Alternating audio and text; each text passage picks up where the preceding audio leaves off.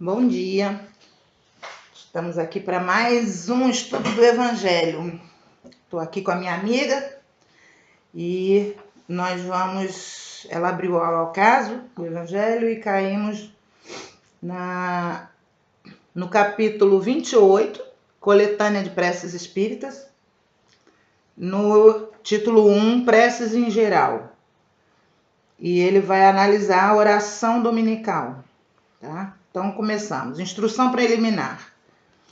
Os espíritos recomendaram colocar a oração dominical, o Pai Nosso, no início desta coletânea, não somente como prece, mas também como símbolo. De todas as preces, é a que colocam em primeiro lugar, porque veio do próprio Mestre Jesus, Mateus capítulo 6, versículos 9 a 13. E porque pode substituir a todas, conforme a ideia e o sentimento que se lhe atribua. É o mais perfeito modelo de concisão, verdadeira obra-prima, sublime na sua simplicidade. De fato, sob a forma mais singela, resume todos os deveres do homem para com Deus, para consigo mesmo e para com o próximo. Encerra uma profissão de fé, um ato de adoração e de submissão, o pedido das coisas necessárias à vida e o princípio da caridade. Dizê-la em intenção de alguém é pedir para outrem o que se pediria para si mesmo. Mas, em virtude de ser concisa, o profundo sentido contido nas poucas palavras que a compõem escapa à maioria. É por isso que a oração dominical é muitas vezes dita sem se fixar o pensamento sobre o sentido de cada uma de suas partes. Dizem-na decorada, como uma fórmula, cuja eficiência está condicionada ao número de vezes que é repetida, e quase sempre esse número é cabalístico, 3, 7, 9, tirado da antiga crença supersticiosa do poder atribuído aos números e em uso nos círculos da magia. Para auxiliar e aclarar a mente sobre as proposições do Pai Nosso, de acordo com o conselho e com a assistência dos bons espíritos, a cada proposição da prece foi feito um comentário que lhe desenvolve o sentido e mostra as aplicações. Conforme as circunstâncias e o tempo disponível, pode-se dizer a oração dominical simples ou desenvolvida. Bom, o que acontece aqui? O Kardec, a partir daqui, ele vai examinar cada frase do Pai Nosso, certo? Então, por exemplo, Pai Nosso que estás no céu, santificado seja o vosso nome. Aí ele vai falar sobre a lei da adoração, né? Que antes de qualquer prece, você deve primeiro fazer a adoração, né? Então, é muito grande para fazer num vídeo o capítulo inteiro. Seria fundamental as pessoas que seguem o Evangelho segundo o Espiritismo, darem uma lida para entender o profundo sentido da prece, né? Então, eu vou rapidinho, ó, são 2 partes, mas eu não vou ler tudo não, vou só pegar as principais partes. Pai nosso que estás nos céus, santificado seja o vosso nome. O que significa isso? Acreditamos em vós, Senhor, pois tudo revela vosso poder e vossa bondade. A harmonia do universo testemunha uma sabedoria, uma prudência e uma previdência que ultrapassam toda a compreensão humana. O nome de um ser soberanamente grande e sábio está inscrito em todas as obras da criação, desde o ramo da erva e o mais pequenino inseto até os astros que se movem no espaço. Em todos os lugares vemos a prova de um amor paternal. É por isso que cego é aquele que não vos reconhece em vossas obras. Orgulhoso é aquele que não vos glorifica, e ingrato aquele que não vos rende graça. Tá? Então essa é a primeira parte da interpretação do Pai Nosso que está nos céus, santificado seja o vosso nome. Não é? Venha a nós o vosso reino. Senhor, destes aos homens leis perfeitas de sabedoria que os fariam felizes se as seguissem. Com essas leis fariam reinar entre si a paz e a justiça. Ajudariam-se mutuamente ao invés de prejudicarem-se, como fazem. O forte ajudaria o fraco, ao invés de massacrá-lo. Evitariam os males que geram os abusos e os excessos de todas as espécies. Todas as misérias da terra vêm da violação de vossas leis, pois não há uma única infração a essas leis que não tenha consequências inevitáveis. Destes ao animal o instinto que o mantém no limite do necessário, e ele se conforma naturalmente com isso. Ao homem, além do instinto, deste a inteligência e a razão.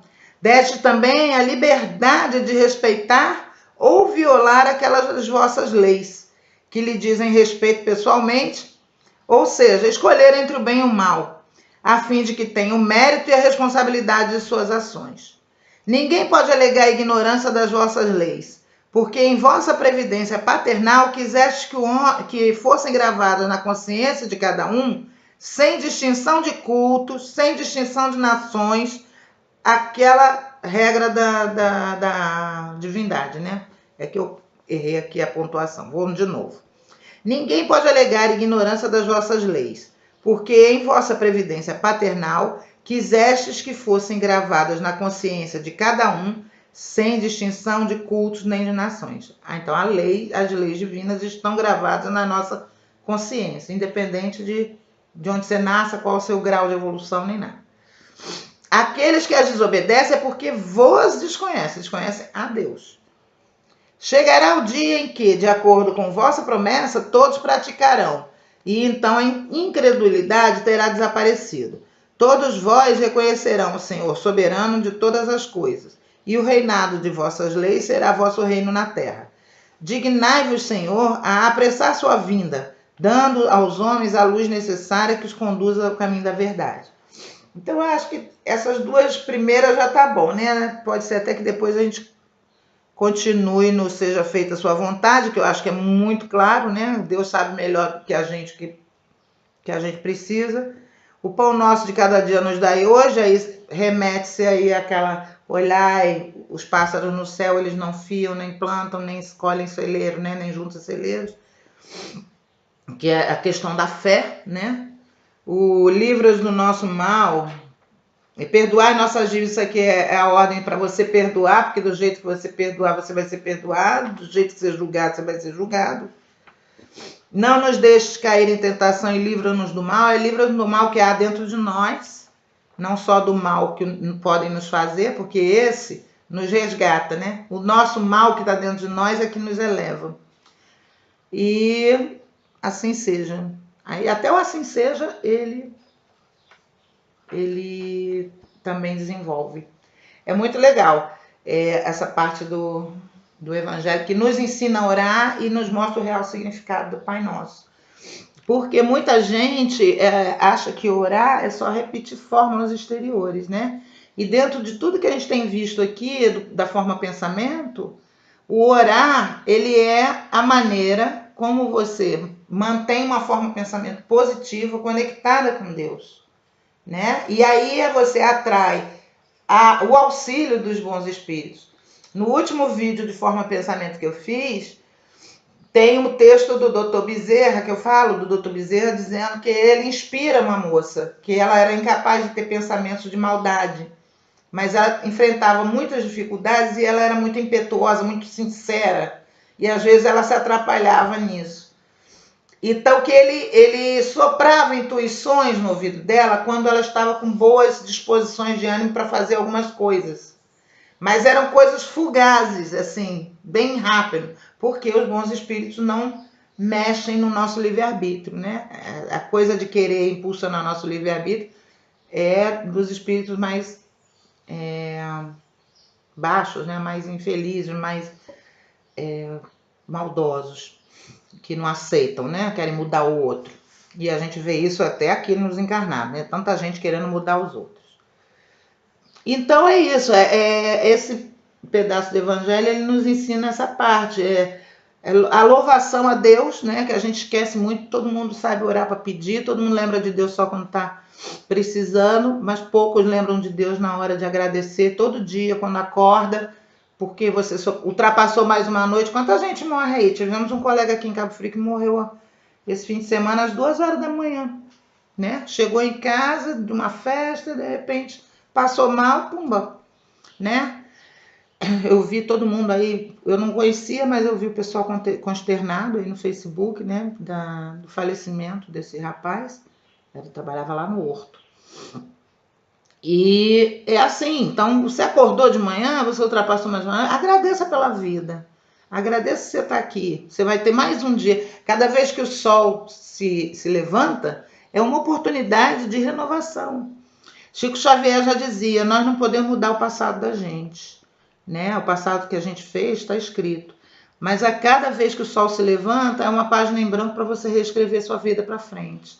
Então você tem a oportunidade de construir um novo futuro, né? Hoje nós construímos o futuro. Então amanhã você vai olhar para o passado e dizer, hoje eu estou vivendo as consequências do que eu construí no passado. Então todos os nossos problemas de hoje são, de certa forma, consequências de decisões que nós tomamos no passado, nesta encarnação ou em outra. Aquilo que a gente sofre, que não foi a gente que deu causa nesta encarnação, é porque nós demos causa em outra, ok? E isso vem para corroborar o princípio da justiça divina. Porque se assim não fosse, Deus seria mau. Ou injusto, né? Faria você sofrer sem nenhum motivo. Você não deu causa, tá sofrendo. Por que tá sofrendo tanto, né? Eu vi uma notícia também que me indignou esse fim de semana de uma mãe que matou um filho de 8 anos porque ele disse que gostava de meninos. Há que vir escândalos, né? Mas ai de quem vem o escândalo.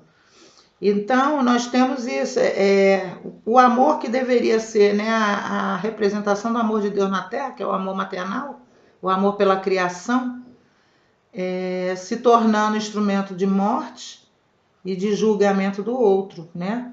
Por quê? Porque o filho não atendia às expectativas dela, ela não o respeitou enquanto um indivíduo diferente, né? Muita gente acha que o filho é uma propriedade da mãe, quando não é. Ele é um ser de Deus, né? A mãe é um instrumento para que Deus faça a criação sobre ela. Então, prosseguindo nessa onda, o filho também, não querendo dizer que foi certo, que foi errado, mas ele não passaria por isso se não houvesse aí um plano divino. Muitas vezes foi uma pessoa homofóbica numa outra encarnação, né? Ou um pedófilo, né? E ele mesmo às vezes pede para sofrer na carne o mesmo que ele fez outra sofrer em outra vida. Porque uma criança de 8 anos, ela não faz isso nessa encarnação. E se ela está passando, Deus seria extremamente injusto dela passar por uma situação dessa na inocência, na pureza da inocência dela. E o que a gente tem visto muito atualmente são crianças suicidando-se, são crianças sendo mortas pelos seus pais, pelos padrastos, ou sofrendo, né, assédio sexual. Isso tudo, às vezes, é aqueles 8 anos que a pessoa precisava para se libertar de um passado e poder seguir adiante. Nós temos que ter uma visão da vida de eternidade. A gente não pode ter a visão da limitação de 60 anos materiais. Nós somos espíritos eternos. Oi, avião, base aérea de São Pedro passando. Então, nós somos espíritos eternos, nós temos que ver essa trajetória. A gente nasce, morre, renasce, morre, renasce, morre. Nós temos milhares e milhares de oportunidades, segundo a piedade e a misericórdia divina, para a gente ir recompondo o nosso passado pecaminoso e aprendendo as lições na própria carne daquilo que a gente fez o outro sofrer. E nós não estamos na Terra à toa, porque a Terra é um planeta de expiação. Expiar significa isso. Significa você passar por aquilo que você fez o outro passar. Você sofrer a dor que você infligiu ao outro. Isso não justifica uma criança morrer de 8 anos por homofobia. Em momento nenhum eu estou justificando isso. O que eu estou mostrando é aquele materialista que diz assim, Deus não existe, Deus é injusto porque uma criança morre com 8 anos sem ter feito nada. Não, você tem que ter um olhar mais longo para poder entender a justiça de Deus, tá? Então, esse espírito, muitas vezes, ele só estava faltando isso para ele se sentir livre, para prosseguir a jornada dele, sem precisar mais reencarnar. Há casos de suicidas, por exemplo, que só precisam de uma encarnação para recompor o perispírito. Ele vem, recompõe o perispírito e morre. Morre criança ainda. Caso de anencéfalos, por exemplo. Uma pessoa que deu um tiro na cabeça. Um homem-bomba. Esse homem-bomba, quando se explode, ele não explode só o corpo físico. Ele deteriora o perispírito dele. Então é necessário que ele reencarne, às vezes, só para recompor o tecido perispiritual dele. E aí vai reencarnar como? Bonzinho como a gente? Não. Vai doente. Ele explode assim mesmo para matar milhares de pessoas. Então ele tem uma dívida com ele, com a própria consciência dele, por ter se suicidado, por ter destruído o seu próprio corpo físico, por ter destruído o seu perispírito, por ter assassinado várias pessoas. Tudo isso, não adianta só o arrependimento. Eu me arrependi. O primeiro passo da expiação é o arrependimento. O segundo é você se conscientizar da sua responsabilidade e pedir para expiar esse erro. E o terceiro passo é você retribuir à pessoa aquilo que você tirou dela. Haroldo Dutra Dias tem uma excelente palestra sobre o tema, chamada Justiça Humana versus Justiça Divina. Aconselho vocês a assistirem, porque ele fala isso. Por exemplo, uma pessoa assassina a outra. Aí a justiça humana, o máximo que ela pode fazer é o quê? É condenar e prender. Mas aquela mãe não vai ter mais aquele filho de volta. Não é isso? Já na justiça divina, o que vai acontecer com esse assassino? Por mais que ele se arrependa e tudo, ele numa vida seguinte, ele vai receber aquele que ele matou como filho. Então aquele que ele tirou a vida, ele vai dar a vida. É assim que se ressarce a lei divina. Entendeu? Ele se ressarce perante aquele a quem ele prejudicou. Então é assim que funciona. Se você pensa dessa forma, você vê como Deus é sublime, justo e amoroso. Agora, se você tem um olhar materialista só de uma existência humana, Deus é um ser monstruoso, tá? Porque vai abortar crianças inocentes, as pessoas, vai matar crianças com bala perdida, né? Vai ser o quê? O que Deus é esse, né? Então, para você ter a compreensão de Deus, você tem que ter a visão da eternidade, né? E Deus não para de criar nunca, Deus não para nunca de nos amar. Ele não tem condição para te amar, não. É que nem o sol, tá brilhando lá. Não importa o que você faça, o sol está brilhando para você. Justos e pecadores, inocentes ou criminosos. Era essa a mensagem que eu tinha para trazer. Beijo da Lelê, que vocês tenham um bom dia. Façam um Pai Nosso hoje, antes de começar seu dia, na hora que forem fazer seu trabalho, para que vocês façam melhor. Peçam a Deus que vocês sejam instrumentos da obra dele, que tudo que é seu dia seja abençoado por ele e dedicado à obra divina. Tchau!